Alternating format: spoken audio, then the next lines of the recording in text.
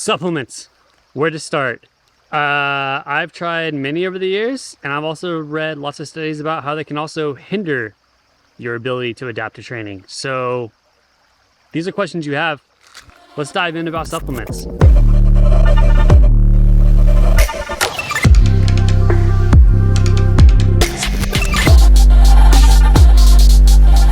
Hey, my name's Chaz from Elevate Coaching. If you're new to the channel, a lot of things we do is we cover nutrition, training, anything cycling related. On top of that, I'm also a cycling coach and own my own company. So if interested, check out my website down below.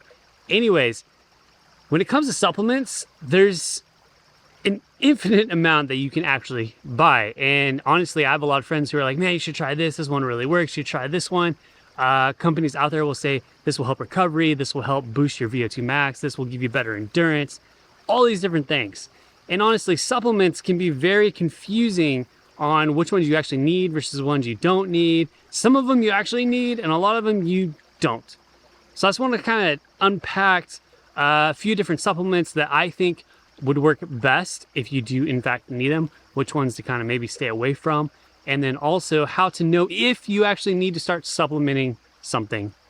I think one of the first things about supplements is you have to understand if you actually have a need for that supplement. Some supplements are, vitamins. They're water soluble. You can just take as many as you want. Whatever you don't use, you just get it out of your system, no problem. Other supplements, though, are not that easy, such as iron. If you take too much iron, you actually have to get your blood drawn in order to remove the excess iron from your body. Crazy. So you have to kind of be careful on which ones you use and pick and choose. Now, one way to find out which supplements you actually need is you can go and get blood work done. When you get blood work done, you can then go through the list and see what you're kind of deficient in. If it's iron, then you can start an iron supplement. If it's B12, you start a B12 supplement. If it's, I don't know, potassium, maybe you need to take more potassium. But on top of that, before addressing those issues with supplements, I would also recommend addressing it with your diet. So if your diet is actually good and it's going well, you shouldn't really need any supplements. Now, there is times though where your diet cannot handle maybe the training load that you're doing. And even though you're taking in all these vitamins and minerals to help, continue to keep those levels where they need to be, sometimes you will still become deficient in something and you need to get a supplement. This is where supplements come into play. Now, one thing is I just want to talk about is, for me personally, I have done the blood test, and one thing I found that I've been a little bit low in is I have been a little bit low in iron. And if you look at my diet, I do eat leafy greens, but I don't eat a lot of foods that are also higher in iron, such as meats, things like that.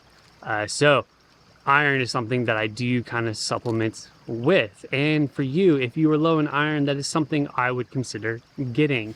Another supplement that I definitely take quite often, because I realize I'm also deficient in this, and this is only because I don't eat a ton of meats. I don't eat a ton of eggs, red meat, things of that nature. But B12 is a good supplement to take.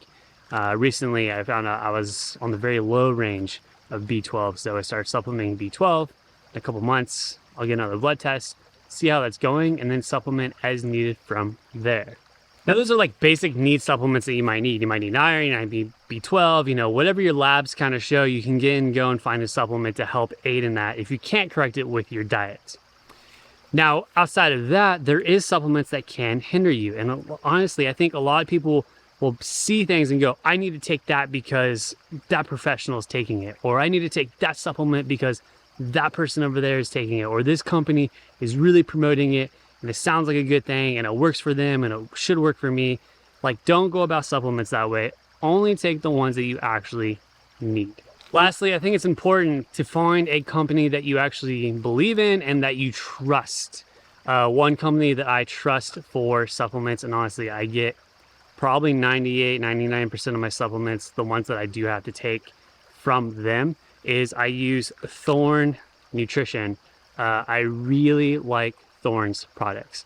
All of their stuff I know is going to be certified for the sport I'm doing, so I'm not going to be getting any banned substances in there. On top of that, they have a really good track record with a lot of their research and as the reasons as to why, you know, this supplement would be good versus this one. They have cool quizzes online that will help you kind of figure out which supplement to take for what you're feeling or you're deficient in. Anyways, I would check out Thorne. Here's a link up above to my Thorne store. It's basically just a storefront of all of the supplements I think are best. Check it out. These are some that I've taken over the year. Some of them I currently take right now to help with some deficiencies I have in my blood work. But outside of that, there's lots of good ones on there, and there's so much good information on the Thorne website. So check that out. But as always, I hope this helps with supplements. There's a lot of them out there, and it can be kind of like muddy water trying to figure out what to take and what not to take. But anyways, hope you guys liked this video. As always, keep riding and training hard, and I'll see you guys on the next one.